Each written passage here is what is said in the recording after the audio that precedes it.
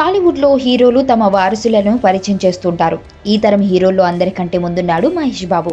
ఇప్పటికే కొడుకు గౌతమ్ని వన్ నేనొకడిని సినిమాతో బాలనటుడిగా పరిచయం చేస్తే, ఇప్పుడు కూతురు సితారని కూడా తన లేటెస్ట్ సినిమా బ్రహ్మోత్సవంలో బాలనటిగా ఇంట్రడ్యూస్ చేస్తున్నాడు. ఈ నెల 20న సినిమా విడుదల కాబోతుంది.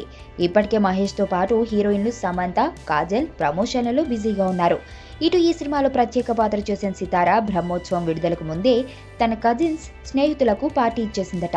తన ఇంట్లోనే మంచి ఫుడ్ని ఆఫర్ చేసిందట ఈ చిన్నారి. ఆ ఫోటోలే ఇవంటూ సోషల్ మీడియాలో హడావుడి చేస్తున్నాయి.